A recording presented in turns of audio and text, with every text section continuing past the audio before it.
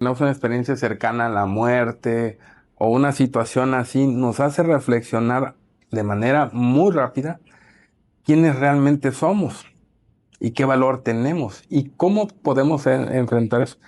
Yo tuve un detalle en el año 2000, una cirugía, una mala praxis, tuve una epistasis interna y pues obviamente me quedé sin sangre, a punto de infarto, me estuve eh, creo que un mes en terapia intensiva y 3 meses ahí. Bueno, ser de Cintalapa y llegar a mi pueblo con la primera limusina que hubo en Chiapas o en México, pues era para mí un orgullo, ¿no? Pues pasearme en mi casa con mi limusina, que todo, eso era un orgullo. Pero son cosas que solo se pudieron dar cuando salí. Inclusive, compañeros míos de la secundaria con los que nos reunimos me preguntan, oye, ¿cómo le haces? Pues decidí dar el siguiente paso. No me quedé a ver cómo los caudales, como dice la canción de Les Lautiers, en mi pueblo. La verdad es que viví al límite en Honduras. Pude perder la vida en un atentado, pero bueno, finalmente estoy acá. Hicimos historia.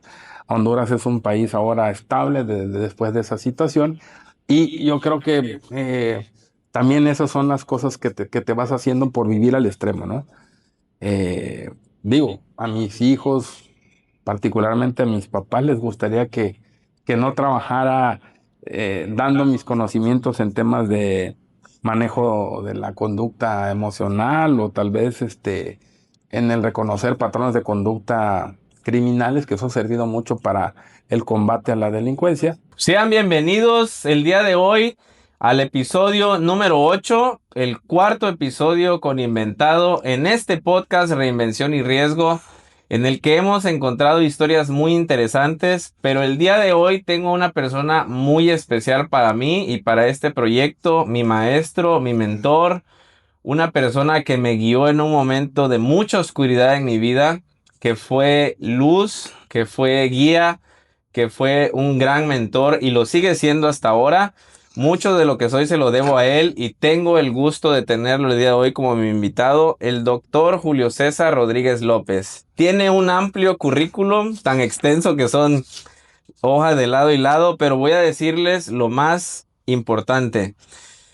Estudió en la Universidad de Wisconsin, en el Instituto Tecnológico de Estudios Superiores de Monterrey, Campus Chiapas. También en el Instituto Tecnológico Campus Monterrey, en la Universidad de Buenos Aires, Argentina, en el Instituto Google, como psicoterapeuta médico especializado en reconocimiento de patrones de conducta. Tiene una maestría en ciencias computacionales con especialidad en inteligencia artificial para reconocimiento de patrones de conducta humanos, becado por el Instituto y Fundación Arturo Rosenfeld. Múltiples reconocimientos. Primer lugar nacional en tecnología de sistemas de información. Tercer lugar nacional de webmasters. Ha dado cursos, seminarios, cursos de formación. Ha participado en la definición de la conducta criminal de pandillas delincuenciales por el Departamento de Justicia de Estados Unidos y de las Américas. Ha impartido cursos de inducción y de manejo de clima organizacional. También tiene experiencia en investigación a través de la biblioteca de Internet Mosaic National Center for Supercomputer Applications. También ha hecho Chiapas Virtual Tour, programa de innovación tecnológica del DGETI, el sistema de resultados preliminares electorales de conducta votante, PoderNet. Es profesor investigador, tiene su propia escuela en Cintalapa. También ha trabajado en diferentes áreas como coordinador comercial, director de proyecto, director de producto, director de centros de cómputo, es socio fundador de diversas empresas como Pixat, Solcom, es consultor empresarial, fue gerente general de El Salvador Networks, fue también miembro de la inteligencia de la Policía Estatal Preventiva, ha trabajado como asesor de inteligencia de la presidencia en Honduras, tiene un amplio currículum en México, Estados Unidos, Canadá y parte de Centroamérica. Ha trabajado también en ramos de la seguridad pública y la inteligencia, servicios de inteligencia. Es una gran persona, muy humilde, muy carismático. Gracias. Y tiene una gran energía. Doctor Julio César Rodríguez López, qué gusto tenerlo aquí, la verdad. Gracias, Noé. Adelante, empecemos con esto. ¿Qué nos puede contar de su trayectoria que haya sido relevante para usted? ¿Qué nos puede decir de su familia, su origen, acerca de dónde viene usted? Sé que viene de Cintalapa, pero exprésenos más un poquito de su familia. Pues bueno, agradecerte, Eduardo. La verdad es que no me esperaba una introducción tan buena hacia mi persona. Agradezco esa empatía, pues lo hemos construido a través de muchos años. Eh, Siempre dijiste algo ahí que me motiva a otras palabras. Los momentos oscuros, pues bueno, todo el mundo ha tenido sus momentos oscuros. Yo en lo particular varias veces me he reinventado. Me recuerdo a lo que me decías una vez, regresé a casa y llego y me encuentro que hay un termo grande de acero, de esos de donde vierten leche para luego posteriormente hacerlos. Entonces lo llené de agua, me rapé la cabeza y me metí ahí y estuve ahí como 2 días. Creo que uno siempre tiene ese proceso de reinventarse, ese proceso de volver a crear de la base misma otra persona, ¿no? En la parte educativa, bueno, pues una cosa me llevó a la otra. Sinceramente, muchos, inclusive compañeros que me he encontrado ahí en mi quehacer anterior, antes de pasar a otra situación en la que hoy colaboro, me los he encontrado y me dicen, oye, pero ¿por qué no tú eres contador? ¿O tú eres administrador? Y dije, no, no, lo que pasa es que justamente hacía el bachillerato en la mañana en el TEC de Monterrey y por la tarde, que era muy ansioso, iba yo a la escuela de técnicos en contabilidad y administración. Ahí hice también una buena gama de compañeros, de amigos. Y no lo hice por obtener un certificado, sino que por tener el conocimiento, ¿no? Y cosas así que he hecho que hoy, pues, sí hacen que mi currículum esté un poco grande porque siempre me estoy haciendo innovaciones, estoy tratando de cambiar algunas cosas. Las he mezclado, por ejemplo, diste cuenta de que soy ingeniero, pero luego la vida me lleva a otro campo, ¿no? Entonces, yo me acuerdo cuando estaba muy feliz en el Comdex en Las Vegas para conocer en antesala a Bill Gates y cuando iba a sacar el Windows 95, todos estábamos pero ansiosos. Y creo que eso viene también a una de las cuestiones. ¿Qué cosas qué decisiones tomé o cómo llegué yo a un punto para salirme de algo o entrar a otro? Después de la plática donde nos auguraba que pues la computadora iba a tener solo 8 megas de RAM y era lo máximo, los procesadores en aquel entonces estaban en la línea Intel, 80, 86, 80, 88 para NEC, el 86, el 7, el 286, hasta el 386, era una barbaridad, ¿no? Pero justamente cuando venía del vuelo de regreso a Chiapas, que era académico en el Tecnológico Monterrey, daba clases, justamente al llegar a casa me entero que me había traicionado Bill Gates.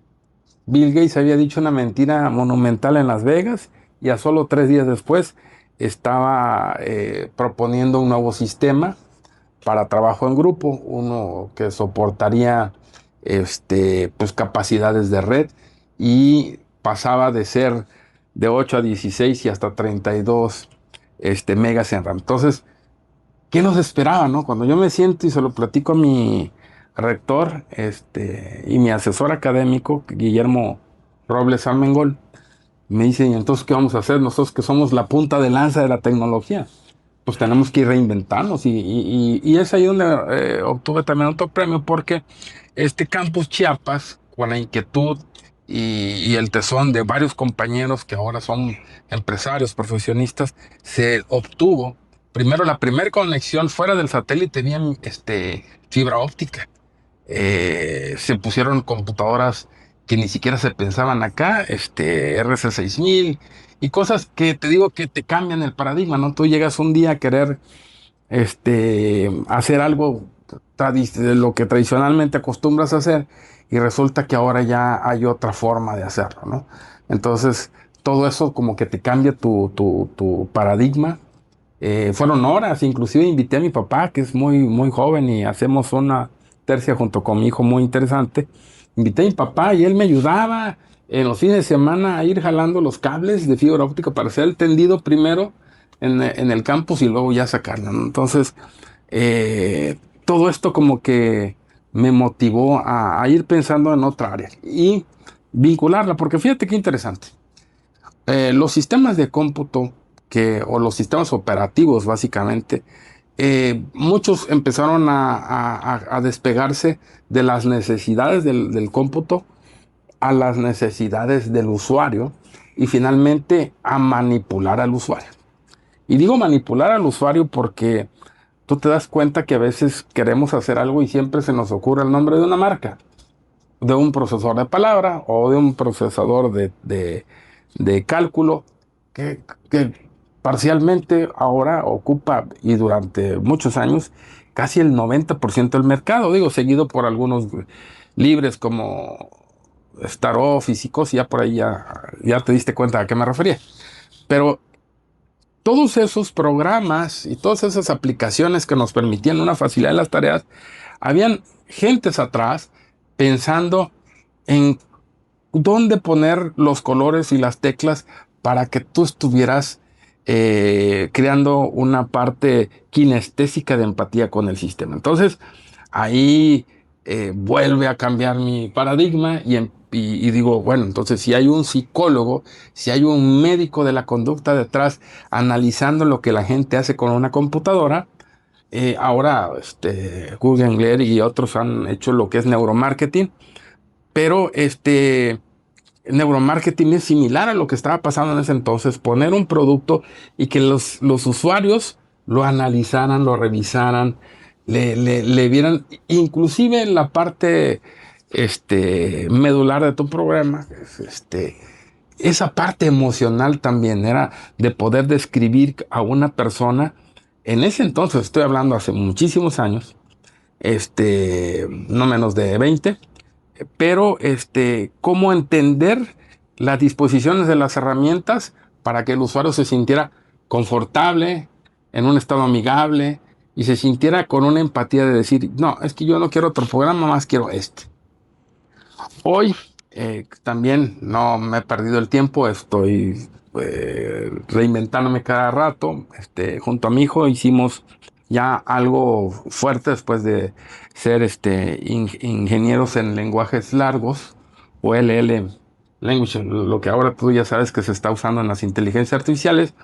Hicimos un servidor que también entiende y comprende, pero de manera emocional te toma una cámara, pues tus rasgos faciales, la dilatación de la pupila, si hay sudoración y todo. Entonces te va viendo inclusive hacia dónde mueves los ojos cuando tienes un producto enfrente.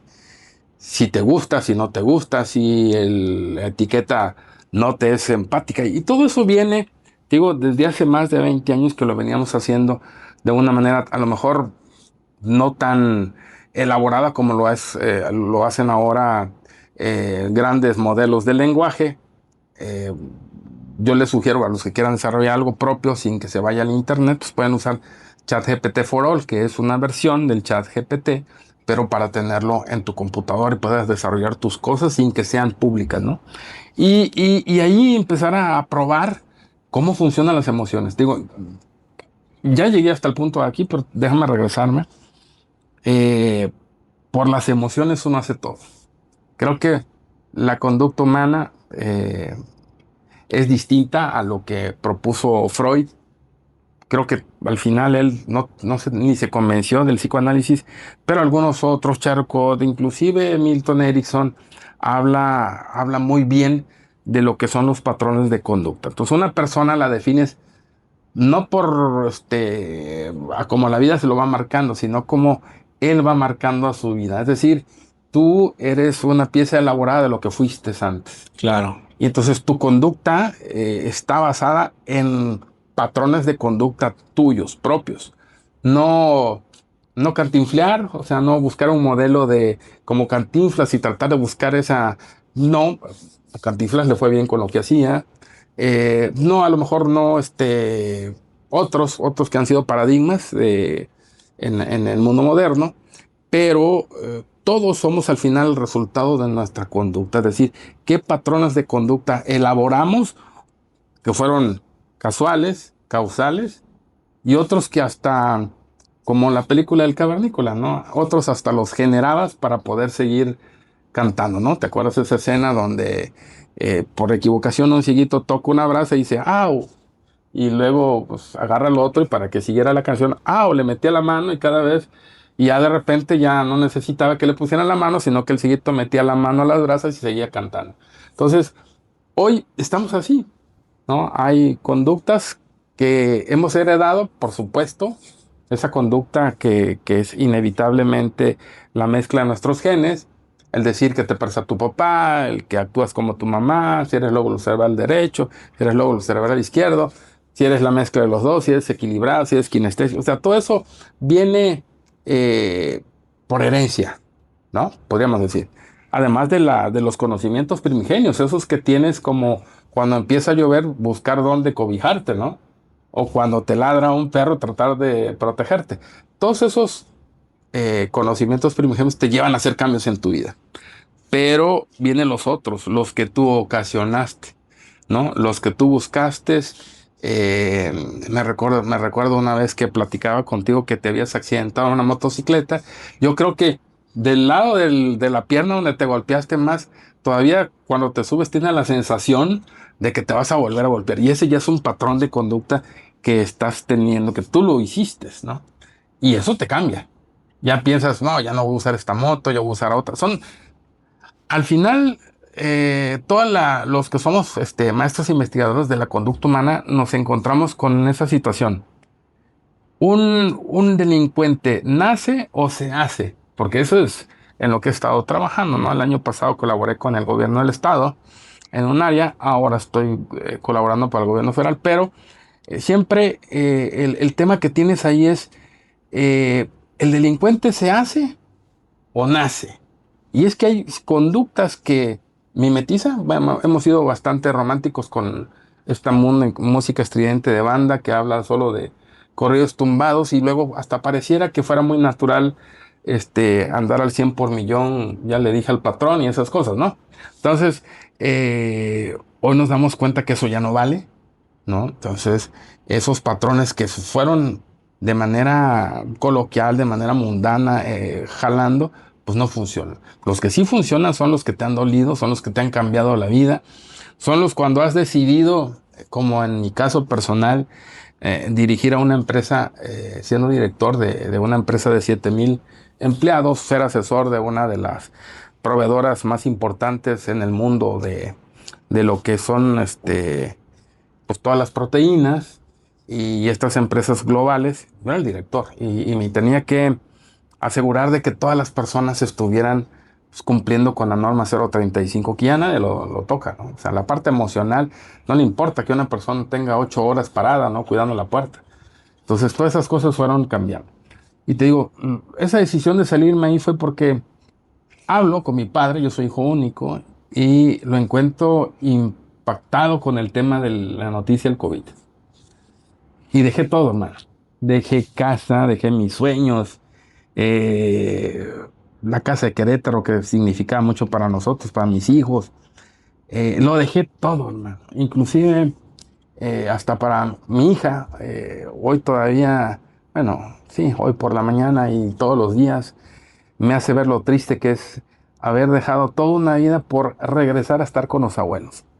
Regresar a estar con los abuelos ha significado para mí eh, pues, reencontrarme a lo mejor en actividades del Estado, pero también me ha hecho reflexionar en si hice bien, y yo te lo digo, creo que lo hice bien, y estoy al lado de mis papás, mis hijos están con mis papás, y creo que es el mejor tributo a este mundo emocional de cambios, ¿no?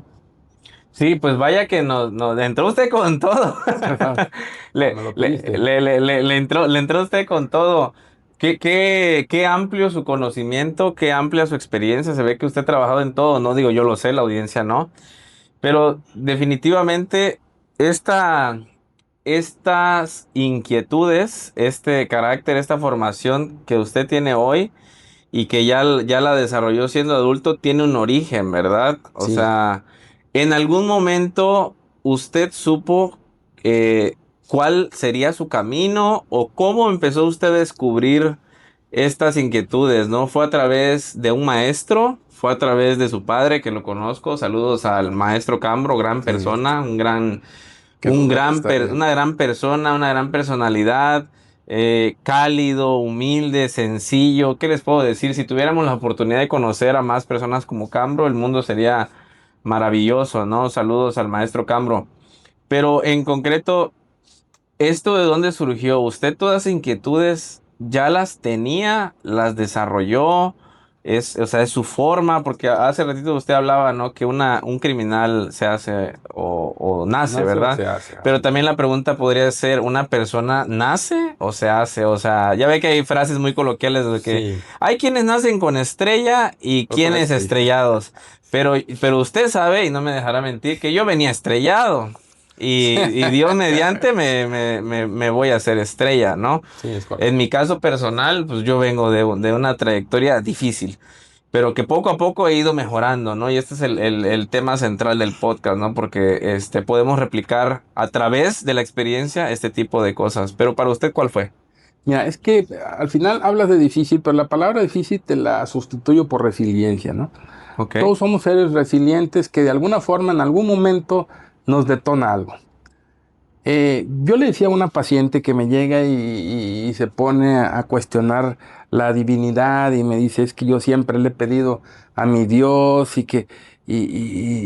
de repente pues mi hijo se va de la casa, y le pido a mi Dios y de repente mi marido consiguió trabajo en otra ciudad y le sigo pidiendo, entonces ya no le quiero pedir, ¿no? Entonces le digo, no, lo que pasa es que hay que saber pedir.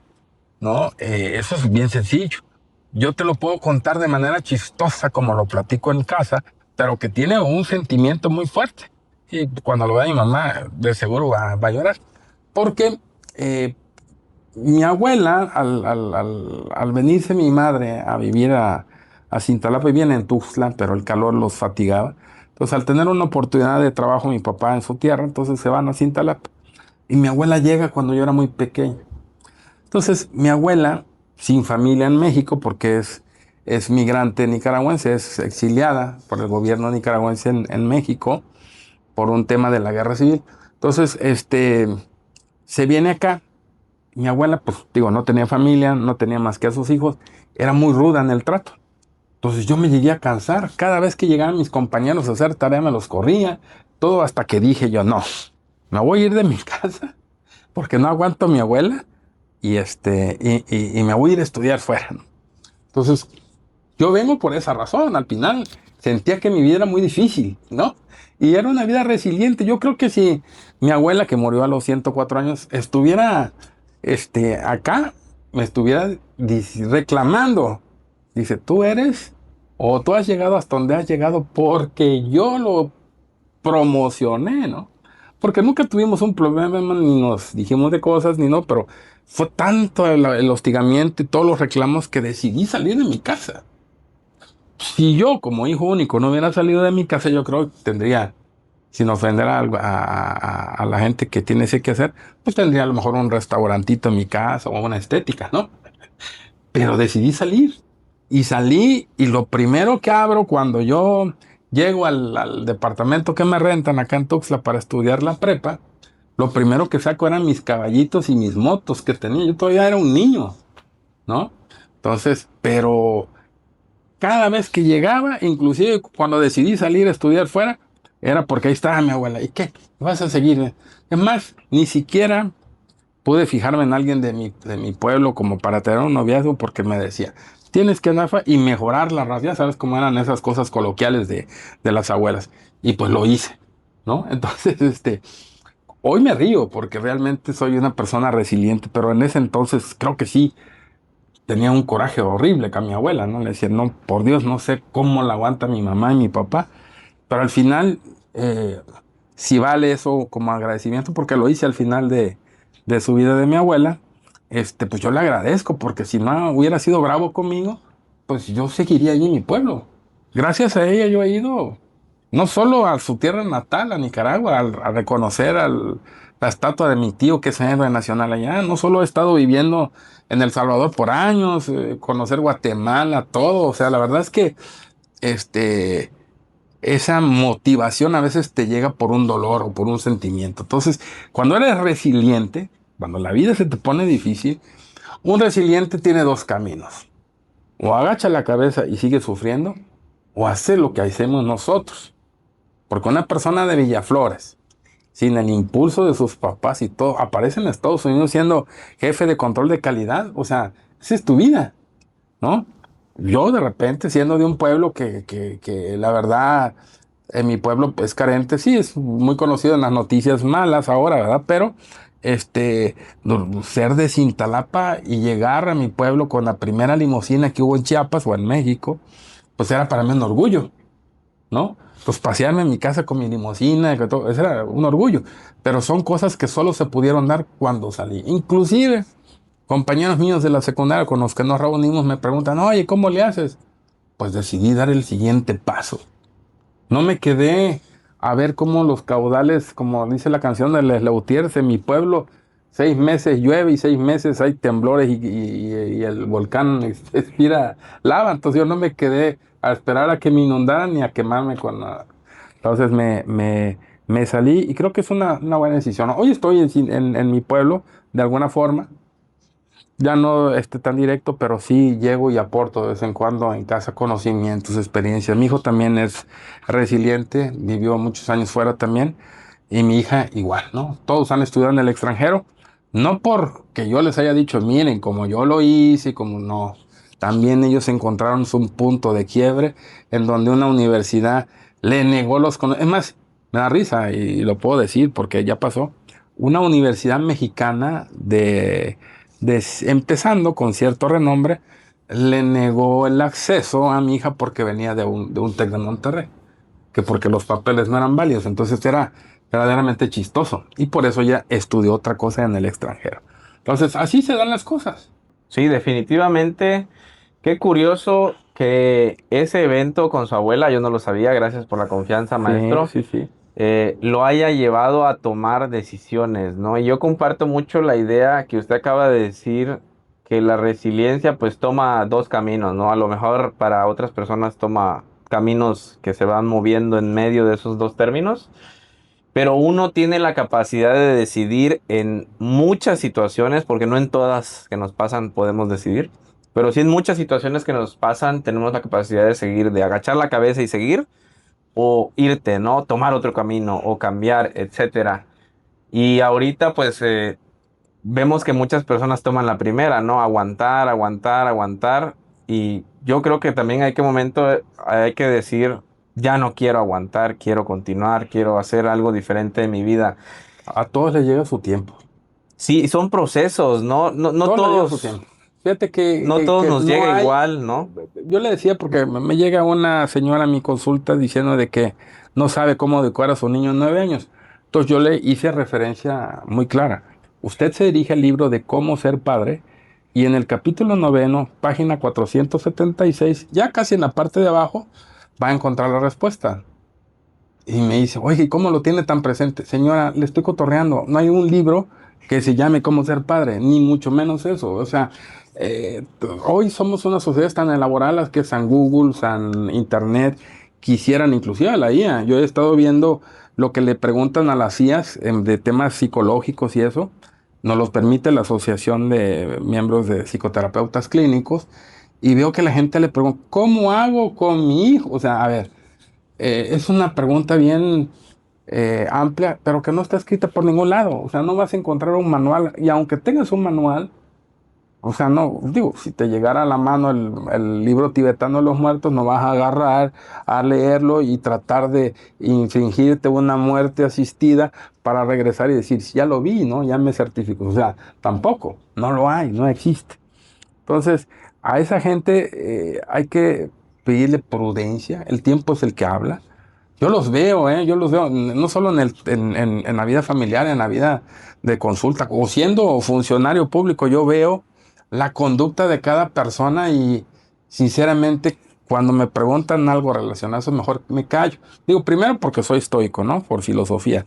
Pero segundo, es porque la respuesta que yo le dé no va a serle de utilidad a una persona que está buscando la aceptación de una conducta o la acreditación de su conducta o la validación de una conducta para decir, lo hice bien o lo hice mal o lo tengo. O sea, creo que la respuesta, Eduardo, y para todos en general, la respuesta está en uno, está dentro de uno. Entonces no hay libros, no hay inteligencia artificial, no hay de preguntar a la IA, Gemini, ChatGPT, Grok o DeepSeek, preguntarle, que ahora lo están explotando mucho. Ahora dice en Facebook los anuncios, quieres conocer realmente quién es tu novia y te quieres casar, búscale el nombre, o sea, ¿no? Te da risa cómo están explotando ese morbo, que justamente ahora con tu programa estás completando esas dudas, porque una respuesta como tal no, pero sí habrá muchas dudas que puedan encajar y resolverte algunas otras que has tenido, ¿no? Sí, definitivamente ahorita con todas estas herramientas está creando otro tipo de conocimiento que también se sale, ¿no? Porque no olvidemos que todas estas tecnologías tienen jefe, ¿no? Y la visión del jefe va implementada en la herramienta. Así que debemos de ser muy críticos al momento de utilizarlas porque al final de cuentas es una empresa que tiene sus intereses. Sí, es como alguien que compra una pantalla nueva, una Smart TV, que tiene más de 1000 canales, ¿no? Y dice, ya superé. Antes tenía un sistema de cable y yo escogía algunos canales. Y le digan, no los escogía. Bueno, no, ahora tenía como 40 al principio. Ahora ya tengo en otra empresa que te da hasta internet, pues tengo más de 1000 canales. No los tienes. Y ahora ya pues, con la pantalla ya viene en internet más de 2000 canales. Tampoco los tienes. Porque detrás hay alguien que a las 4 de la tarde va a poner ese programa. No lo escogiste tú. Sí, Lo así es. escogió él, ¿no? Sí, y comparándolo con la conducta humana, pues a veces también nos insertan programas de pensamiento, programas de conducta sin que nosotros queramos, los escojamos o sepamos, ¿no? Debemos de también conocernos un poco a nosotros mismos. Mencionó la filosofía a través de la filosofía para decir, esto sí me sirve, esto no me sirve, esto me sirve para tal situación, esta otra cosa para otra situación. Y, Y y- aprender un poco de todo, ¿no? Tal como usted lo ha hecho, usted tiene, pues, amplio, ya nos habló de informática, ya nos habló de inteligencia artificial, ya nos habló de patrones de conducta, un poco de criminología. O sea, esto refleja, la conversación refleja de todas las áreas que usted sabe. Y algo que yo también he compartido con usted, que lo aprendí de usted, el estudiar diferentes cosas, es que a veces todo este campo de conocimiento tiene puntos de aplicación y de interacción que uno no se espera. Y tú dirás, no, ¿y cómo se relaciona la criminología con la informática? Pues se relaciona. De alguna forma uno tiene que conectarlo. ¿Cómo lo hagas? Ya depende de tu proceso y en qué estés trabajando, pero de que se relaciona, se relaciona. E incluso en la investigación se tiende como que nada más este perfil, administradores, solo administración, no. La administración, si nos vamos al sistema crítico de investigación, tiene que tener un aspecto psicológico, tiene que tener un aspecto emocional, tiene que tener un aspecto, porque las empresas no nada más son estructuras de papel, no. son estructuras que tienen personas, que tienen problemas, que a su vez van a acarrearlos al trabajo y el desempeño laboral se ve reflejado ahí. Entonces los campos se van abriendo, ¿no? Pues qué interesante plática. Y ahí viene algo más que no mencionaste, que quedó en el aire antes de que cambiemos. ¿Qué motivación hubo? Fíjate que, y me acuerdo porque también a ti te lo dejé de tarea, alguna vez leer el Kybalión. Todo el mundo tiene que tener como que un nacer dentro de su conducta a la parte filosófica. Cuesta mucho porque la parte filosófica, Sí, es que la filosofía no acaricia, sí, esa esa te está, sangolotea, y es ¿no? como lo dices, ¿no? Entonces, nosotros en la filosofía, tenemos una filosofía de vida que compartimos, Eduardo y yo, se empieza desde el primer paso. Quien lo adopta como parte de su vida sube al segundo paso, así hasta llegar a donde estamos, son 33. Hay lugares donde hay 100 y hay lugares donde hay 9. O sea, todo depende del nivel de profundidad filosófica con el que se quiera vivir. Pero, como decía mucha gente lo decía más mi abuelo, lo bueno nunca pasa de moda. Entonces, hay que irse a los libros. Me gusta saber que al menos lo expresa. No lo he platicado con un político que encabeza el Estado, que asegura que es estoico. Hay mucha gente estoica, mucha gente que ha tomado como filosofía de vida una parte hacia el frente, ¿no? En donde trata de decirles, a ver, este es el camino, fuera de que tú quieras azul o verde y todo, el camino siempre va a ser el blanco hacia el centro. Y siendo estoico, te preparas a cualquier cosa, a los golpes, a la envidia, algo que ha sido muy rentable para las religiones, al perdón, a la curación. Entonces, todos esos temas se encuentran siempre en los libros de los grandes pensadores que tuvieron toda la motivación, el tiempo y el silencio que cobija un bosque y un asiento para filosofar, y escogieron los grandes momentos como para que tú pudieras retomarlos. Hoy queremos con canciones que no, digo, yo no soy amigo de Bad Bunny, ni mucho menos, pero con las letras tan esbozadas como él, pues no se logra nada. Pero habrán algunos otros con una lírica impresionante, gente sencilla que te dice muchas cosas como para que cuando cada vez que la cantes y la repitas, reprogrames tu cerebro, ¿no? Hay una canción, no sé si te la puse algún día cuando hablábamos de qué música escuchar, una que decía lo mataron y lo mataron, cosa que está pasando. La letra es toda planchada igual y sin ningún objetivo. Entonces, si realmente alguien está interesado en caminar, salirse de eso, pues tiene que pensar en buscar una filosofía. Tal vez no una religión, aunque soy católico. Las religiones a veces como que no podemos ponerle nuestra vida ni nuestro corazón, nuestro empeño a una persona que pues todavía no es completa en ese tema, ¿no? Entonces, en el filosofismo estoico, pues viene lo más básico, y lo más básico es siempre ser bueno.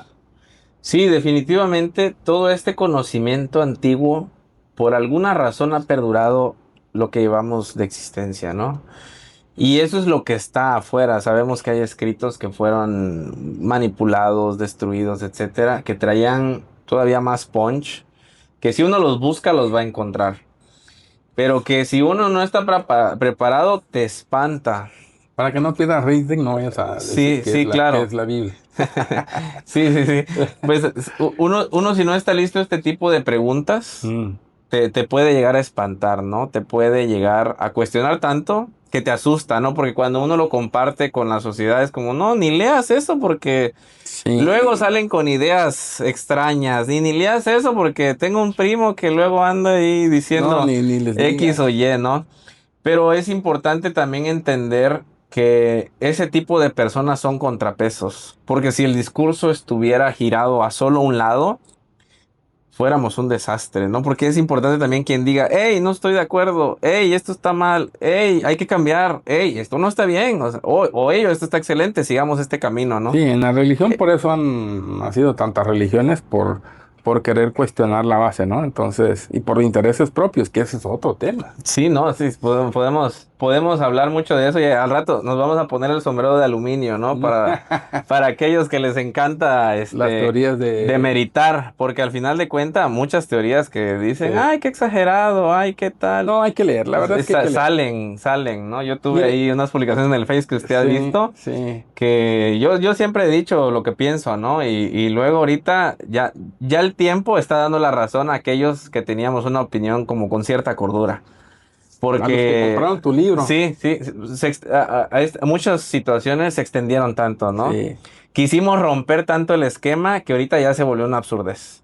Entonces Bueno, y es que tenemos mira, que volver a ponerle quizá ya no el mismo marco, uno más amplio, pero no uno infinito, porque ya estamos cayendo sí. en Bueno, cosas mira, y lo absurdas. vemos nosotros, los que practicamos filosofía, porque lo hacemos, o sea, no es nada más de que queda ahí.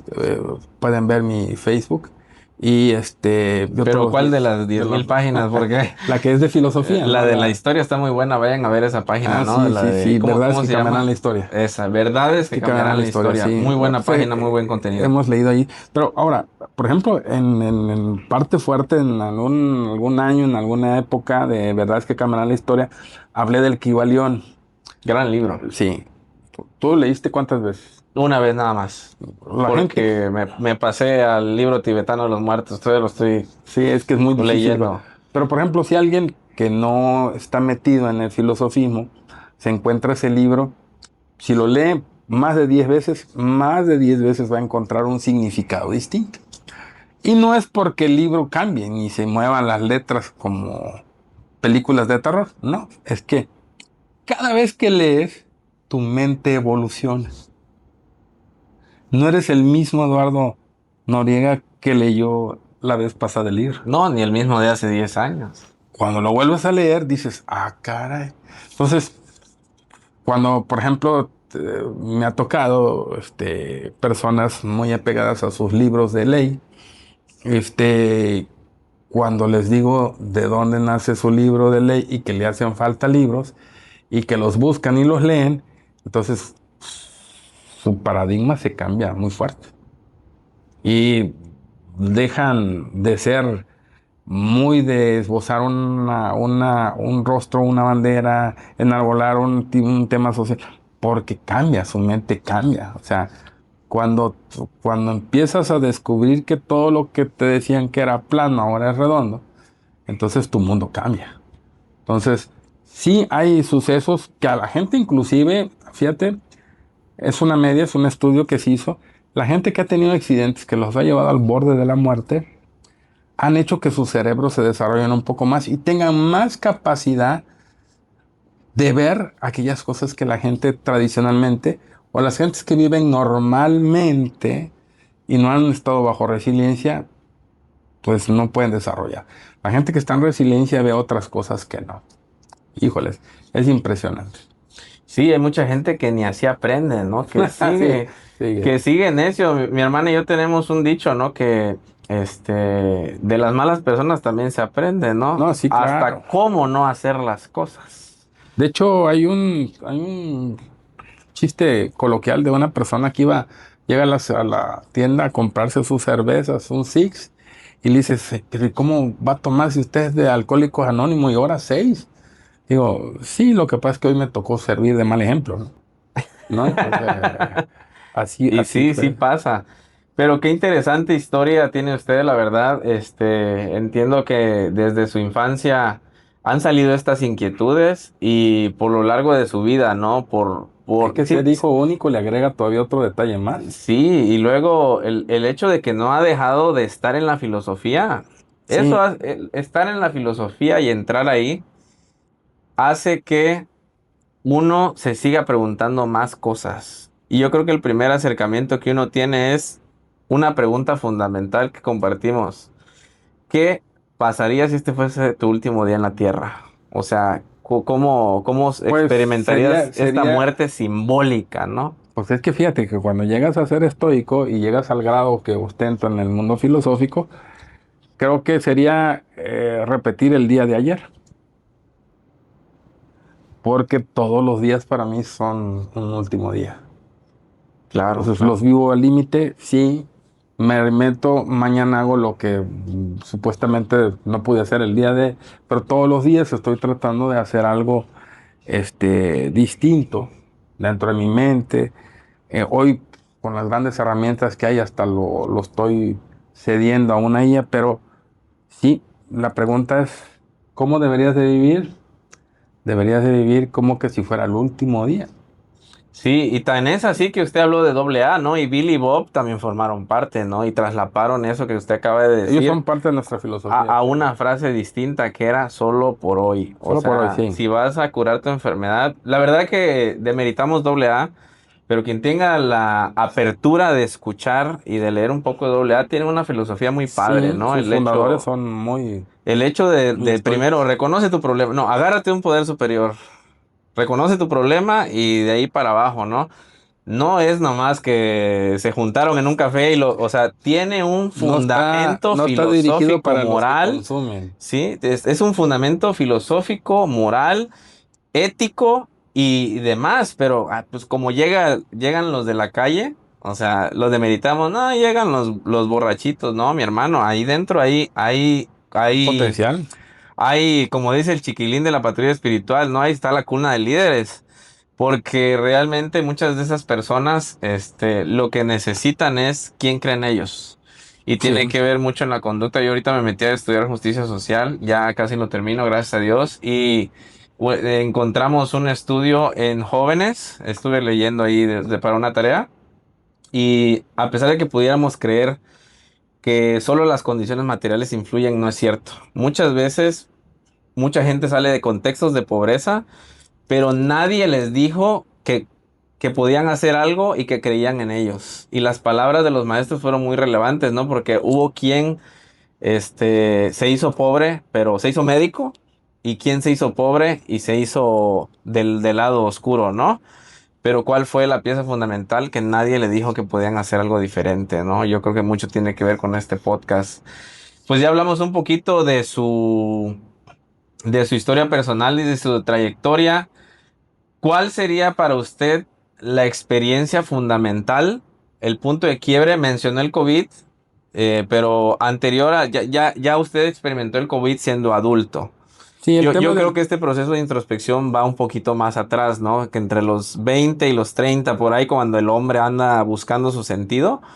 ¿Usted recuerda algún evento específico muy fuerte, una muerte, un accidente, alguna experiencia cercana a la muerte que usted haya vivido o no sé, una pérdida? ¿Cuál fue su momento central que usted dijo, o le cambio a mi estilo de vida, o le cambio a mi estilo de trabajar, de pensar, o hasta aquí voy a llegar? ¿Cuál sería para usted ese punto de riesgo máximo? Sí, fíjate que todos, te lo platiqué hace, entre líneas, entre letras chiquitas hace ratito, todos creo que cuando tenemos una experiencia cercana a la muerte o una situación así, nos hace reflexionar de manera muy rápida quiénes realmente somos y qué valor tenemos y cómo podemos enfrentar eso. Yo tuve un detalle en el año 2000, una cirugía, una mala praxis, tuve una epistasis interna y pues obviamente me quedé sin sangre, a punto de infarto, me estuve eh, creo que un mes en terapia intensiva y 3 meses ahí, bueno, estuve muchos meses en un hospital militar.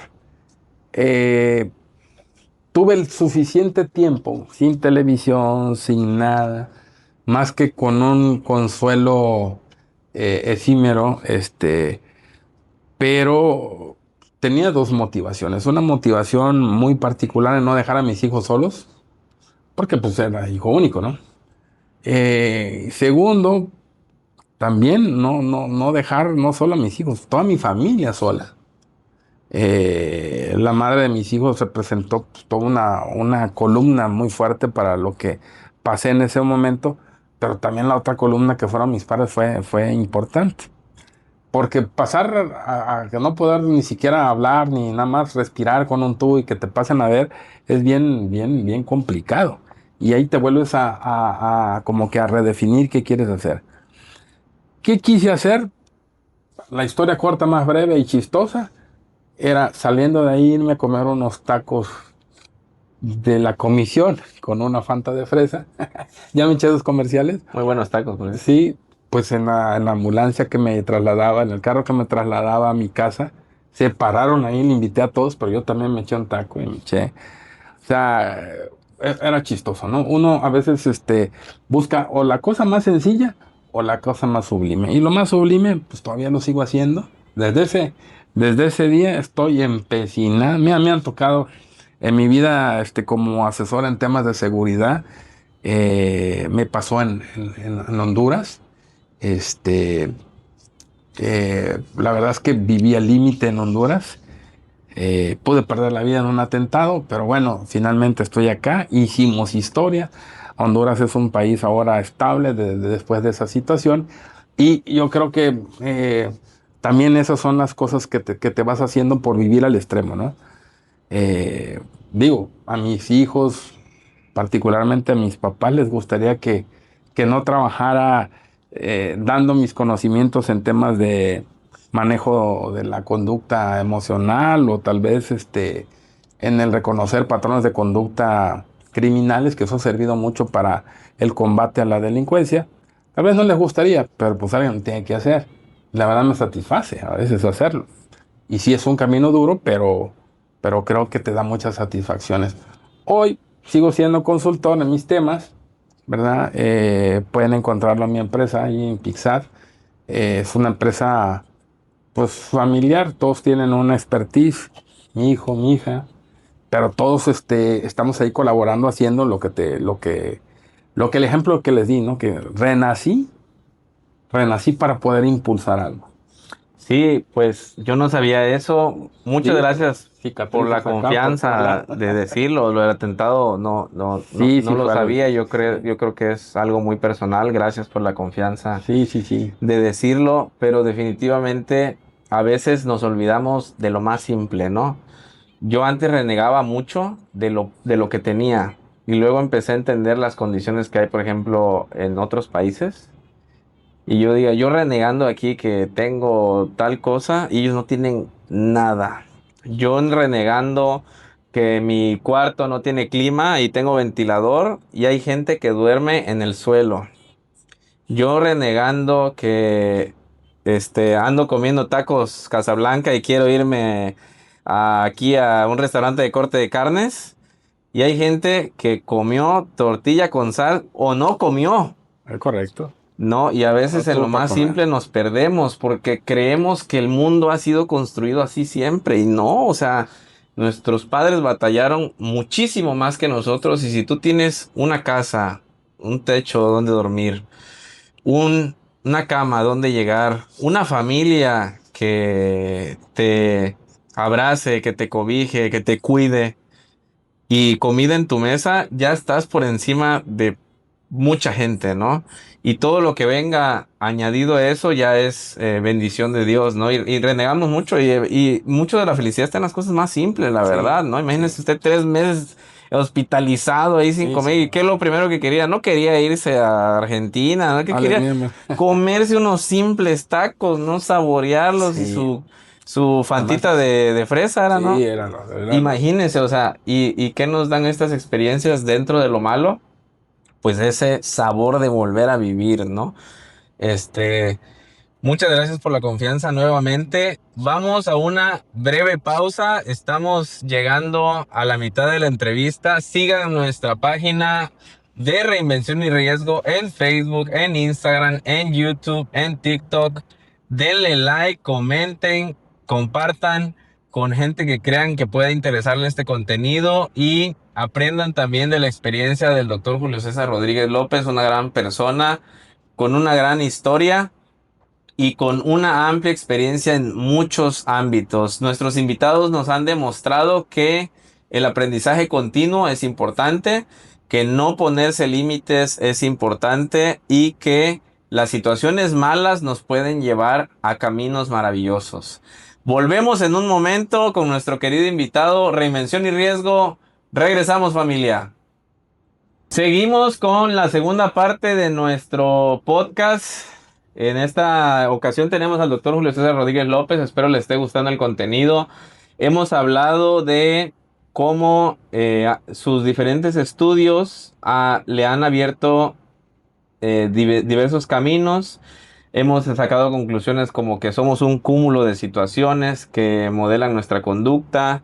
Hemos hablado un poco si una persona nace o se hace, si a base de sus decisiones puede cambiar, el impacto del COVID en su familia que le hizo vender todo, cómo a través de la experiencia en la infancia con su abuela lo hizo buscar mejores oportunidades y convertirse en el hombre que es hoy y que pues no hay nada culminado cuando se trata de la conducta, ¿no? Cuando se trata de la crianza. Y también hemos hablado cómo esa cirugía lo puso en una situación difícil de análisis, de introspección, en una experiencia cercana pues al fallecimiento, en el que estuvo 3 meses en el hospital con una cirugía bastante compleja, con un diagnóstico bastante complejo, pero que gracias a Dios y al apoyo de su familia salió de ahí. Derivado de toda esta experiencia, doctor y maestro, ¿qué nos puede decir que sea cómo toma las decisiones hoy, cómo enfrenta los problemas hoy? Sigue, ya nos dijo en varias ocasiones que usted sigue en aprendizaje, hacia dónde lo llevan sus decisiones el día de hoy y si tiene planes a futuro. Sí, sí, sí. Fíjate que justamente la toma de decisiones es algo que pues es una facultad llena de un cúmulo de experiencias, llena de ideas, de motivaciones, que les está haciendo falta a muchísimas áreas en el mundo y lo sabes. Justamente ahora creo que los que fuimos a ver que la escuela de negocios y tomamos cursos de negocios de alta dirección, siempre estaba lo más básico que comúnmente decimos en México, ¿no? Prefiero que me regañen porque lo hago a que me recriminen porque no lo hago o algo así, lo dicen de manera coloquial. Tomar una decisión es una situación que te lleva, si lo haces bien, pues a un cúmulo de resultados buenos.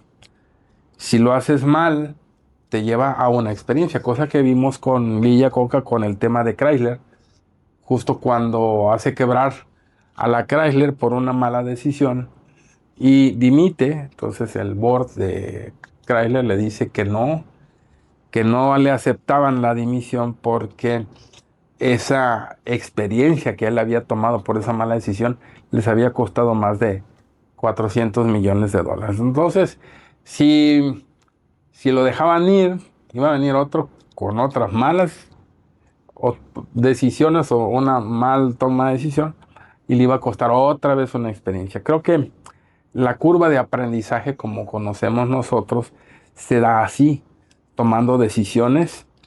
Y obviamente los que somos peritos, yo soy perito en materia de riesgo, ISO 31000, siempre tenemos que evaluar el riesgo, que sea mínimo. Entonces esa curva de aprendizaje tiene que ser la más corta. Entonces cuando tú traes, en el caso a una empresa, en el caso a la función policial, traes a un grupo de personas, las escoges por su capacidad para tomar decisiones.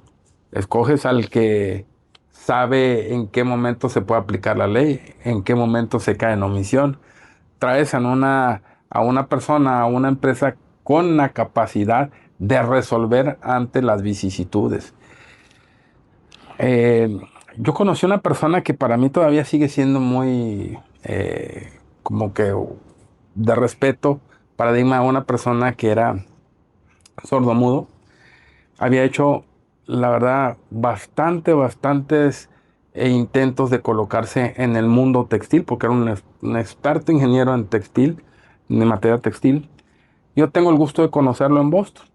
A mí, yo representaba los intereses de una empresa salvadoreña, la famosa que hace el hilo del venado, el Catech, la tela stretch, ¿cómo se llama? Entonces el dueño de la empresa con la que yo trabajaba me dice, a ver, vete a Boston, a la feria de todo lo que es la industria del textil, y escógeme a la mejor persona para dirigir un proyecto nuevo que tenga. Y cuando yo le digo que iba a regresar con un sordo mudo, creo que la primera impresión que ha de haber tenido mi jefe era, pues qué mala decisión estoy tomando con el que fue a buscar a alguien que va a tomar decisiones. Pero al final, cuando lo conoce, cuando lo llevo yo a El Salvador, cuando se hace frente y está al cargo de una de las hilanderías más grandes de América Latina, que es Ilcatech, que es Hilanderías del Salvador, de un dominicano, pues no se arrepintió. El tipo tenía 2 maestrías, el tipo hizo unos cambios especiales. No había la forma de reclamarle como es el caliche salvadoreño, ¿no? Que te agarras y encuentras una paella, ay, tú, y así como el dejo, y qué onda. No había esa comunicación. O sea, como un ingeniero le decía, oye, me estás mandando a hacer un tipo de traza para generar una tela y todo. O sea, no había cómo más que explicárselo así. Y para explicarle algo a alguien sin la inhibición de una línea telefónica, sin la inhibición de estar detrás de una cámara, sin la inhibición de estar lejos, pues cuando lo tenías enfrente y con esa barrera que presumía ser el idioma, entonces tenían que escribir y realmente cuando ya tú te pones a escribir algo que sientes, descubres realmente que estás haciéndolo equivocado. Y entonces no te estás permitiendo otras cosas, estás poniendo tus prejuicios profesionales. Y ese fue el objetivo por el cual lo contraté yo a él. Yo trabajaba para una empresa que contrataba gente. Entonces cuando él lo tiene, la verdad es que es un boom. Hoy creo que las toallas del Salvador, la hilandería salvadoreña es todavía la más fuerte en el mundo. Eh, no hay comparación con el hilo del venado que ha sido de toda la vida, pero esa contratación la hice pensando en cómo tomar una decisión. Digo, es cierto, eres perito en materia de riesgo, pero si quieres minimizar riesgos, ¿qué tienes que hacer? Buscar no al diablo por diablo, sino por viejo, ¿no? O sea, por la experiencia que tiene, por las decisiones que ha tomado. Justamente cuando estás tú en un área de recursos humanos buscando a alguien que vas a tener como tu segundo, tu tercero y todo, buscas a quien puede tomar decisiones sin necesidad de tu ayuda, ¿no? Con su banco y su nivel que asume sus niveles de riesgo, ¿no? Pues cada quien tiene su nivel de riesgo.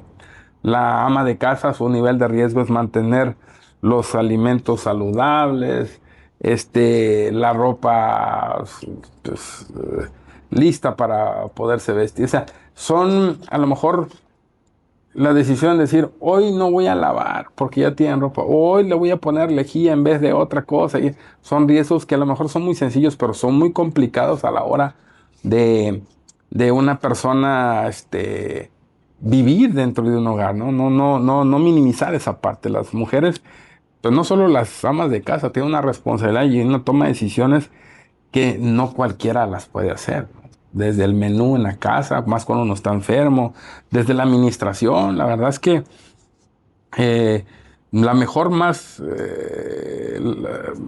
elaborada circunstancia económica que se da viene desde el hogar.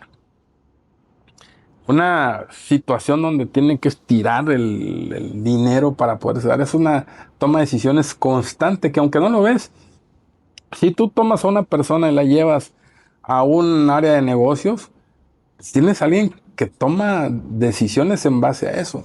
Veía yo una entrevista que le decían justamente un comediante, le decía a una persona, ¿usted qué hace? ¿No? Pues soy ama de casa, ¿no? Y ya soy jubilado, pues soy ama de casa. Entonces, usted bien podría administrar una empresa. Dice, no, es que yo soy ama de casa. No, es que usted no está viendo su potencial. Administrar bajo la vicisitud, bajo la resiliencia, bajo la adversidad, requiere de ciertas destrezas. Y las amas de casa tienen la mayor capacidad y destreza para administrar ante la adversidad. Entonces, fíjate qué curioso. Cuando yo tomo mis decisiones, las hago así. Primero evalúo todo lo que he vivido. La verdad es que muchos años en la función pública, en la función policial, en investigación, convivir con personas que por el poder de la situación ostentan un grado, una placa y cambian de ser un noble Eduardo a ser un Eduardo inquisidor, ¿no? Por ejemplo. Y tratar con esas gentes ha sido verdaderamente, ya déjate los psicólogos y estos cursos de cómo tratar con gente difícil, eso para mí es superado. Cuando ya tratas a una persona que trae en la cintura un arma, pues entonces empiezas a tomar decisiones en base al poder de la situación. Tú le quitas el arma, le quitas el grado o el título y esa persona no sabe qué hacer con su vida. Entonces, todo eso ha sido una serie de cosas con las que he incluido. Lo hago a veces, de manera vistosa. Yo me porto a veces el uniforme, me lo pongo con las medallas que he recibido por los servicios en muchos lugares y lo hago solo para pasar ese valor de credibilidad que cuando tú tomas una decisión saben que lo está haciendo una persona que conoce, porque el tema es ese. El problema que ha habido tanto en las milicias, hablemos del ejército chileno, hablemos de la poca policía de Costa Rica, hablemos bueno, de todos los ejércitos que he analizado para hacer algunos ensayos. Cuando yo le entrego al presidente del Congreso de Honduras, Roberto Micheletti, en el 2009, le entrego un estudio y el principal problema, que es similar al que tiene México de alguna forma, es cómo hacer que un militar que viene del colegio, que tiene veintitantos años, sea teniente, y cómo uno que tiene 50 años de edad, es teniente, pero es de armas, le tenga que dar orden a un chamaco, ¿no? Entonces, eso hizo que las cifras en Honduras se elevaran a muertes que rayaban lo absurdo. O sea, muchos policías jóvenes, muchos mandos jóvenes muriendo a manos y los viejos riéndose de la situación. Entonces, eso habla de que cuando tomas una decisión, también la tienes que soportar con una experiencia y la credibilidad. Generalmente, cuando tú vienes de una escuela donde te enseñaron metodológicamente qué hacer, y tomar decisiones, las tomas mal. Afortunadamente, hay más recursos ahora como para hacerlo. Entonces, te digo, hoy, aparte de la credibilidad que tienes que tener, la experiencia que tienes que tener para tomar decisiones, hay que tomarlas con mucho tesón. Cuesta, sí cuesta. Tomar decisiones que involucren fuera de tu rango de conocimiento es difícil. Y peor aún, tomar las decisiones bajo el whisper. Uy, creo que el whisper ha sido y catalogado que creo que la enfermedad más dura, o el ácido que más corroe a las instituciones, ¿no? Me refiero al chisme, ¿no? El whisper en Estados Unidos ha sido catalogado así. O sea, por eso las leyes allá eres inocente hasta que demuestres lo contrario. Aquí una persona va, se te acerca, mire, como los programas esos que hacían antes, Verónica se llamaba, Ventaneando, una cosa así, que le decían, están todos ahí y alguien llegaba por atrás, ¿quién es el compañero de Batman? Y le decían, tú dile que Superman, sí, Superman, y todo le empezaban a decir. Entonces él llegaba un momento que, Superman, ¿no? O sea, era tanto el whisper, era tanto el chisme, que llegaba a asumir y creer que una persona ajena a todo este tema estaba ahí. O sea, es bien difícil. Y lo estoy hablando sin extenderme mucho por el tema de cómo tomar decisiones. Creo que tomar decisiones involucra que tienes que ser tú, primero tú, antes tú, tu experiencia. Y no vas a involucrarte o abrir tus oídos al whisper, creo que le llaman vulgarmente en México grilla, ¿verdad? A que una persona se deje llevar por las redes sociales, por ejemplo. Hoy pareciera ser que nosotros vivimos de las redes sociales y las redes sociales nos hacen tomar malas decisiones. No solo a gobernadores, a presidentes, a grandes instituciones. More Business tomó una mala decisión basadas en redes sociales. Empresas que se dedican a buscar precisamente la verdad detrás de las redes sociales, y que no sea como el axioma de Trevor, ¿no? Que va y le dice, este es malo, este es malo, este es malo, y termina siendo malo, ¿no? Y juzgar bajo eso es verdaderamente un sentido que se comparte por la gente que toma decisiones cuando tienes la carga y la presión como un mando alto, como un jefe, como un empresario, de gente que te llegue a presionar para que tu decisión sea la que ellos quieren que tú tomes, cosa que pasa mucho en presidentes. En grandes países se han caído por una mala decisión. ¿En base a qué? A que lo consulta con el gabinete tiene tiene una percepción, ¿no? Inclusive había un chiste que le dijeron, si Chile quiere que avance como país, tiene que tener muy bien sus perfiles. Y entonces el secretario de salud, el ministro de salud, era el enfermero Torres, que ya llevaba 5 años de enfermero. Y el ministro de Educación era un estudiante de educación que estaba en el proceso todavía de terminar la universidad. Y para el ministro de la Defensa, el cabo Gutiérrez, que es gran amigo de toda la... O sea, pusieron a la gente de mamá, ahora, no, sin hablar El tema de los libros aquí en México pues, es un tema difícil, pero en Chile pasó eso. Llegaron a tener gente que no tenía... ¿Por qué? Porque para que ellos, para que el mando, el presidente, tomara una buena decisión él. Porque decían, esa decisión la tomó el presidente, no el ministro de salud, que es un camillero, no es ni siquiera un doctor, ¿no? Entonces, ese es el tema. Hoy creo que las instituciones, pero sobre todo en casa, tomar una mala decisión o tomar una buena decisión, debe de seguir considerando que el que toma la decisión es el que la ha evaluado, es el que la ha sentido, el que la ha plasmado y que no ha recibido influencia externa más que su propia existencia.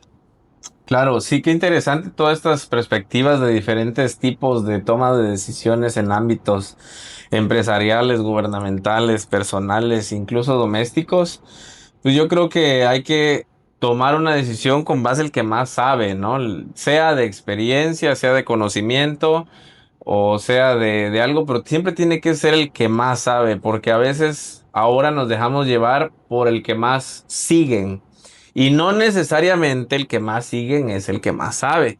Porque es Y el ilógico. que Si tiene más estuviéramos en una, experiencia. ajá, si estuviéramos en un hospital, ¿a usted le gustaría que lo operara el médico pasante de tal universidad con tantos diplomados o que viniera el influencer con 50,000 seguidores a quitarle lo que le vaya a quitar o a poner? O sea, usted. Y transmitirlo en directo en Twitch, ¿no? Claro, claro, o sea, eso es lo que queremos contrarrestar como método de contradiscurso este podcast, que ya basta de tanta generación de contenido, de gente que no tiene nada que aportar, y que tenemos que darle voz realmente a gente que sí sabe, porque no todo puede ser por decisión de todos, porque hay decisiones como las que son del riesgo, que no podemos poner a Juanito, el que está aquí a 2 cuadras vendiendo mangos. ¿Qué va a saber don Juanito de decisiones de riesgo? Tenemos que traer un experto en riesgo y muchas veces ese tipo de decisiones no van a gustar a la Sí, no sociedad le gusta.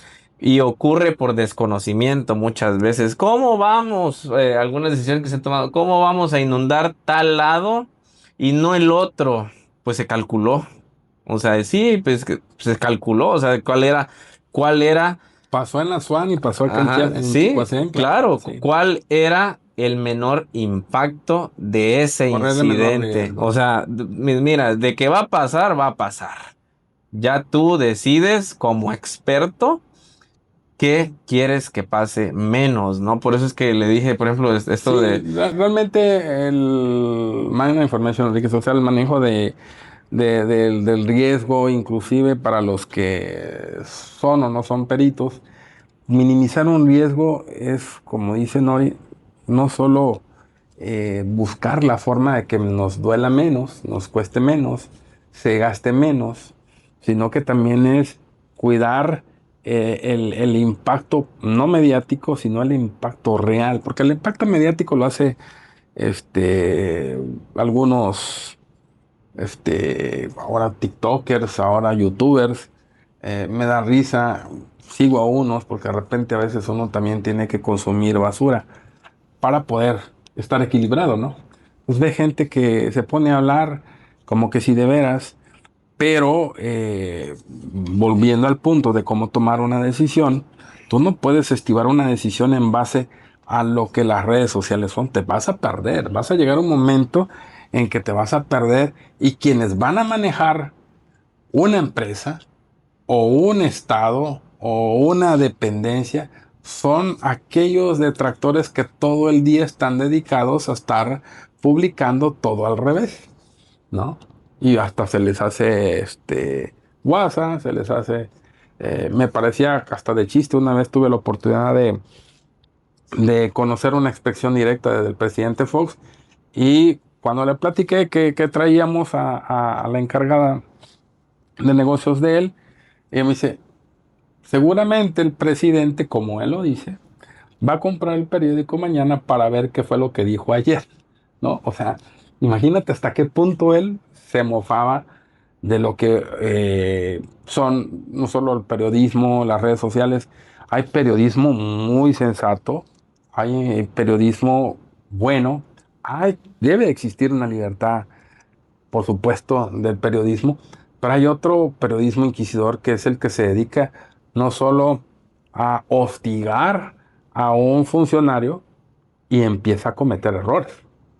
Y un funcionario de salud que siempre le cuestionan todas sus buenas obras de que va a hacer una campaña de salud y dile, pero ¿por qué no hizo esto? Y va y hace otra campaña, pero hubiera sido mejor que pagar. Entonces, cuando él ya empieza a intoxicarse de eso, pues sus decisiones son tóxicas, ¿no? Y equivocadas. Claro, pues tenemos que partir de algo. Definitivamente estos medios masivos de información han traído otro tipo de problemas. Antes yo recuerdo cuando estaba más chavito, que me tocó otros tiempos políticos, otros tiempos de gobierno, que la información era limitada. Ahora tenemos un exceso. O sea, pasamos de la limitación y del control de lo que se decía al descontrol de lo que se sobredice, ¿no? O sea, ahora ya tenemos hasta de más. Pero ese es lo importante, que debemos de ser críticos inicialmente nosotros para poder descartar, aceptar, ¿no? Modificar la información que leemos, ¿no? Esa es la importancia también de este tipo de proyectos, que a pesar de que se utilizan los medios que también estamos criticando, pues tienen un poco más de sustento que aquellos que nada más es puro consejito, que me desperté ahorita de la mañana y se me despertó, ¿no? Yo parto mucho también de que la investigación, el conocimiento y la construcción de la persona son pilares fundamentales para mejorar la sociedad. Porque no solo partimos de lo que sabes, sino también de cómo actúas con lo que sabes, ¿no? Claro. Porque hay personas que han tomado la información, y usted ha trabajado de eso, que han tomado lo que saben, y ¿qué hacen? Hacen sus grupitos y en vez de ayudar, se ponen a fregar a las personas, ¿no? Grilla, dicen aquí. Así es, grilla y de todo tipo, ¿no? Muy se nos Sí, da aquí sí, en sí. Chiapas, ¿no? No, no, no solo en Chiapas, bueno, a nivel, no solo de gobierno, también a nivel de instituciones filosóficas, No, religiosas, asociaciones y todo, todo. todo. Mira, Sí, yo he visto cómo se desprenden de la oscuridad, entran a la luz y luego en un cerrón y apagón de ojos, esa luz se vuelve oscura. Eh, no solo personajes grandes, he visto grandes tipos que de repente cambian su discurso por iluminación propia o por el axioma de terror, ¿no? O sea, si tú a él le juraste un compromiso, hiciste un juramento, hiciste un contrato, un adendum, un non-disclosure agreement, un contrato de confidencialidad y bla, bla, bla, y aquel piensa que vas a estar, entre más contratos le hagas, dudando o no creyendo en tu capacidad, entonces, donde no hay confianza, pues hay desconfianza. claro. Total. Entonces, ¿qué sentido tiene seguir con una persona así que para tomar sus decisiones tiene que consultarlas a otros, validarlas y darse cuenta de que al final sus decisiones fueron equivocadas? Sí, muchos no podrán entender cuando toma uno una decisión, pero yo creo que las mejores decisiones tienen ideales Sí, detrás. claro. No, o sea, ok, te voy a dejar de hablar, pero no es por otra cosa, más porque tú ya no sigues mi ideal. Te voy a sacar de mi proyecto, te voy a sacar de mi asociación, pero pues es que no te alineas a mi ideal, o sea, no me caes mal, o sea, Sí, sí, sí. y esto alguna vez lo platiqué con algún grupo, ¿no? No porque estemos en desacuerdo, quiere decir que nos debemos de caer mal. Porque tenemos tiempo y debemos de tener ganas también, apertura a otras opiniones, porque eso contrastan las nuestras, ¿no? Y eso nos ayudan a crecer. ¿Podemos hacer un corte? Sí, se va a editar, ¿no? Sí, sí, claro que sí. Hacemos Bueno, una breve pausa. Pues volvemos para el cierre con esta última parte de la entrevista, el tipo podcast. ¿Cómo hablamos ahorita de todo su proceso, ¿no? Me pareció muy interesante en cómo comprende, actúa, toma decisiones en muchos ámbitos de su vida. Pero si usted tuviera la oportunidad de hablar con el doctor Julio César, que no era el doctor Julio César, supongo, cuando le pasó el incidente del hospital en el que usted reflexionó acerca de su vida y empezó a valorarla más, supongo que estuvo rodeado de su familia, pero si tuviera la oportunidad de verse a sí mismo en este momento y de darse palabras de aliento, de apoyo, ¿qué le diría el doctor Julio César a ese Julio más joven, con, con esa trayectoria que estaba empezando, que se enfrentó a estos momentos difíciles, incluso en el atentado? ¿Qué le diría para que pudiera cumplir sus metas, alcanzar lo que soñaba? ¿Qué le diría Julio de ese momento?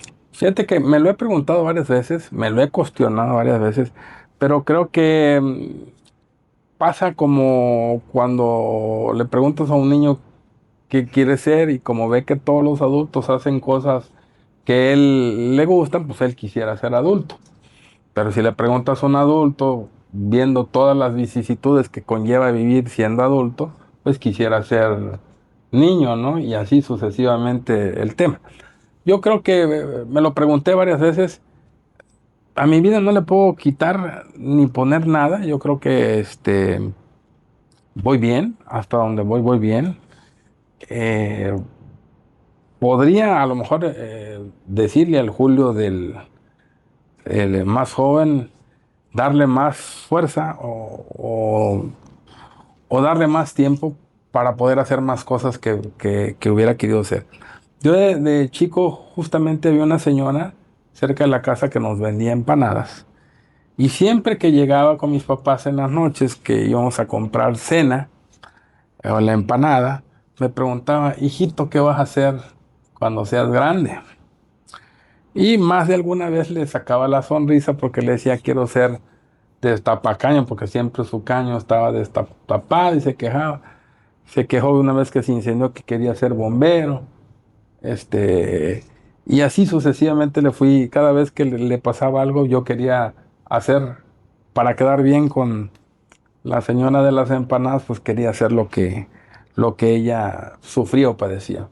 Finalmente, creo que no se me cumplió solo de destapacaño, pero hermano, yo he sido desde bombero, policía, soy médico, médico de la conducta, tengo una especialidad ahí de medicina estética, cosas que hacemos. Entonces, eh, llegué a esforzarme en hacer todo, que me siento muy tranquilo. A lo mejor necesitaría más tiempo, porque hay algunas otras cosas que no he hecho.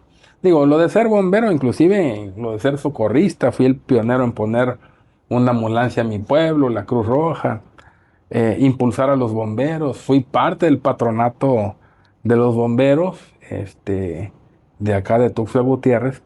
Y verdad que es una historia bonita que la comparto ahora con muchos amigos. Pero creo que no, yo lo que pediría a lo mejor más tiempo, porque sí he pasado tanta cosa por andar haciendo tantas cosas, ¿no?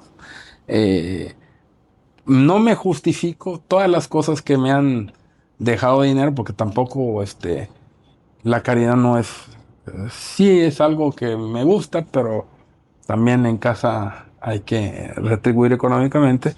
Y he hecho muchas cosas que creo que han sido, pues he sido pionero en algunas y en algunas otras he copiado, pero he mejorado el modelo que he buscado. No solo de restaurantes alguna vez, desde algunos antros con conceptos bonitos, desde las mismas escuelas hemos hecho, actualmente estamos desarrollando ya a nivel universidad inteligencia artificial como una carrera. Entonces, cosas así que me han permitido la vida hacer, ¿no? Sí, pues qué padre mensaje. Yo creo que sí, definitivamente para alguien que ha hecho tanto, el tiempo a veces no nos da, ¿no? Porque somos muy inquietos, ¿no? También aprendí eso de usted, ¿no? El no quedarme en solo un área, en ser multiaprendizaje, enfocarte en diversas áreas, ampliar tu conocimiento, ampliar tu campo laboral, y eso abre muchas puertas. Y también cierra otras porque hay gente que es muy purista, ¿no? Y quiere que seas especialista solo en una cosa. Pero para mí diversificarme ha sido lo mejor que me ha pasado y me ha abierto muchas puertas, ¿no? Tan es así que el libro, el podcast, ¿no? Etcétera, etcétera, y otras cosas que ando planeando que se hagan, toman tiempo, pero al final de cuentas el compromiso que tengo en hacerlas lo culmino, ¿no? Y también eso lo aprendí gracias a usted y todo lo que me enseñó. Y le quiero agradecer, ¿no? Aquí frente a las cámaras y todo por todas las enseñanzas que me ha dado hasta ahora, ¿no? Las puertas que me abrió cuando nadie más quería abrírmelas. Y realmente todo lo que usted insertó, ¿no? A través de la filosofía, los discos, los libros, sí se acuerda de todo eso, ¿no? En Sí, Cintalapa, claro, claro. de la música. Yo todavía recuerdo Los monjes de Sakyatashi Lin, ¿no? El primer libro completo que leí fue gracias a usted, que fue el monje que vendió su Ferrari. Correcto. Yo había leído libros, pero siempre los dejaba a la mitad y Eso fue bueno. eso hablaba mucho de mí, Sí. porque no concluía nada. O sea, leía y lo dejaba, leía y lo dejaba. Pero el primer libro que concluí va a ser especial porque fue ese, ¿no? Y tan es así Sí, que me acuerdo del título, ¿no? El monje que vendió su Ferrari, Robin sí. E. Sharma, ¿no? Sí, Y ahí aunado a eso me enseñó usted la música clásica, me enseñó usted ahí también lo de la el música de sonido los dioses, me acuerdo que sonido me 13, pasó un claro. disco, ¿no? Sí. Los monjes de Sakyatashi Lin, cómo aprender a meditar. Sí, eso Cosas sí. que yo ahora utilizo en mi día a día, ¿no? Porque entendí que antes de encontrar las cosas afuera, tenía que resolver mucho adentro, ¿no? Y como venía con mucho conflicto interno, volviendo a lo de su abuela, ¿no? Usted venía con coraje, bueno, yo venía con coraje. ¿Cómo eran mis relaciones interpersonales? Con coraje. ¿Cómo era el desarrollo de mi actividad en la prepa? Sí, con coraje, peleando, siempre discutiendo, o sea, ese era mi interior, por lo tanto, ese era mi exterior, ¿no? Entonces, cuando fui capaz de dominarme y de cambiar lo interior, ¡prum! El resultado de lo que ven hoy, ¿no? Y quizá no sea, por hoy no sea el podcast más famoso, pero lo va a Pero lo va llegar a a hacer, ser. claro. El trabajo lo va a Lo llevar hacia vamos. allá. Pero a eso me refiero, ¿no? De que si yo soy el ejemplo de que se puede cambiar la vida, también otro que vea esto puede decir, si él pudo, yo también, porque yo también tomé puntos de referencia de personas, ¿no? Como el Coronel Sanders, no sé si se acuerda de que usted me enseñó esa Sí, historia, ¿no? De claro. que venía fracasado tantos años y hizo la Kentucky empresa de Fried Kentucky Chicken. Fried Chicken, ¿no? O Sí, Harrison Ford con su historia de que no le venía pegando a las empresas y hizo la primera empresa de motorizada sí, sí. de Estados Unidos, ¿no? Y es Henry pionera, Ford, ¿no? el Y modelo así T podemos fue. irnos con muchas circunstancias que vienen de situaciones difíciles y que mucha gente pensaba, no le voy a pegar, no le voy a pegar y de repente, ¡pum! Órale, ahí está, ¿no? Sí, así es. Pero ¿de qué deriva? De mucho trabajo, de mucha constancia, disciplina, fe, puesto en Dios, en ti, o sea, no es nada más, y lo reitero, no es nada más, compartes el video de TikTok y te va a salir todo bien, no, tienes que chambearle, tienes que Tienes que chambearle, hacerlo, tienes que tienes hacerlo. que hacer las cosas, tienes que hacer que sucedan, ¿no? Y por eso Que esa es tu otra responsabilidad. sí, sí, claro. Y La por eso la respuesta. frase de mi libro, ¿no? Tú naciste para algo más maravilloso y grandioso que solo para trabajar, pagar las cuentas y esperar a morir. Y eso lo vas a decidir tú. Sí. Quizá hay personas que nunca llegue a esa reflexión, pero a quien llegue va a tener un gran poder en sus manos, una llama interna, ¿no? Y hablando de llamas, le tengo su sorpresa. Nuestro logo, nuestro fénix envuelto en llamas, porque yo soy alguien que tiene una llama interna, una Mira qué fuerza chido. interior que la verdad yo agradezco mucho a Dios que me la dé, Sí, sí, porque sí. no sé de dónde sale, no sé de dónde proviene, pero está ahí, ¿no? Y gracias a Dios, esta ha sido una temporada que lo que toco y lo que hago se multiplica y se va haciendo mucho mejor. Y todo eso se lo debo a la sabiduría universal. Tan es así que le cuento un secreto ahí de lo que está ahí debajo. Sí, pues para que vea, ¿no? Que la base de todo esto está Sí. puesta también allá arriba, ¿no? ¿No es abajo? Como es abajo, es arriba, ¿no? Pues mi tatuaje lo dice todo, ¿no? La Así portada de mi es. libro, las Así es. raíces, Así el es. color de las raíces va a dar los frutos en la Así parte es. superior, ¿no? Y le leo su Oye, que. constancia con mucho A gusto, ver, pues gracias. es el Fénix, Sí, ¿no? cómo no, no. Hubiera sido un águila ahí de dos cabezas, pero nos íbamos a ver muy, Muy tendenciosos. sí, sí, sí. Mejor el Fénix, ¿no? Está bien. Más aceptado el Fénix. Igual, igual. Nos Claro. representa. Constancia de participación a nuestro querido amigo, doctor, maestro, doctor Julio César Rodríguez López, en reconocimiento a su valiosa participación en este podcast de Reinvención y Riesgo, un invitado más de parte de su servidor y alumno de toda la Muchísimo. vida. Eduardo Noriega. Espero le guste, No, póngalo en un lugar especial. sí, sí, sí, Y así será. si en un futuro hacemos una segunda edición y este proyecto nos presta las condiciones, vendrán más sorpresas. Oye, Claro que sí. qué grata sorpresa. Me lo prometí tratármelo igual. Bueno, no como el tuyo, pero me lo voy a Ay, hacer. no, mi mamá ya me dijo que ya no más tatuajes. Bueno, Porque este tiene un sentido. me he La verdad, puesto varios, sí, hay pues usted cosas los ha con visto, sentido. ¿no? Sí, yo lo sé. Sí, y todos tienen un significado. Yo creo que cada tatuaje que tengo Y es te llegó de un sueño, de una inspiración. sí, el árbol fue Sí, el árbol derivado de de la un vida. evento muy importante en mi vida que todavía llevo en mi corazón. Y luego la caída, ¿no? Yo tuve una caída muy fuerte, ¿no? Usted lo sabe, incluso fue a mi casa, ¿no? A verme porque me Sí, estaba matando la depresión, ¿no? Y sí, increíblemente, y lo dije con nuestro invitado Tony, le dije, a veces uno como hombre, tener depresión no te entienden. no, no Y es. las respuestas que me dieron ante cuando yo expresaba mis sentimientos eran como, échale ganas, ponte a chambear, ese te va a ir. Y Oh, en mi pues tiempo no existía eso, ¿no? sí, sí, yo sé difícil, sé que lo difícil que es eso, ¿no? Sí, Tristemente, esta enfermedad, sí, y soy muy empático con quien lo ha pasado, no solo me ha tocado a mí, sino a familiares muy cercanos, la conozco perfectamente, y a quien esté pasando esto, busque un hay que profesional, ayudar. no Sí. estás solo, busca ayuda, aprende a pedir ayuda, toca las puertas, no tengas pena, di necesito ayuda, busca lo que sea necesario y agárrate en Dios, encuentra la fuerza que hay en ti, encuentra la llama que hay en ti y renace de Y esa eso es porque tocas circunstancia. madera, ¿va? Sí, claro, 3 veces. No, no, pero ¿por qué tocar la madera? La madera para los nórdicos era la representación de un dios, entonces siempre para buscar ayuda había que tocar madera. Oh, ya, claro. No, oh, qué interesante. Hay Acabo que de tocar, aprender algo nuevo. Yo le echo 3 toques por si por acaso. si acaso. Por si alguien nos ve y también entiende, ¿no? Claro que sí, pues muchas gracias por estar aquí. Gracias por llegar hasta el final de este episodio. Espero les haya gustado. Denle like, compartan, comenten si creen que el contenido les agrada. Ayudemos a aumentar el talento chiapaneco porque aquí estamos puras Sí, sí, personas de sí. Chiapas que estamos trabajando desde nuestra trinchera, desde nuestros medios para mejorar las condiciones de nuestra sociedad, de nuestra familia, de nuestro entorno y que siempre vamos a seguir trabajando en ese aspecto. Muchas gracias, No, doctor Julio gracias a ti. César, y nos vemos en el siguiente episodio. Chao, chao, familia.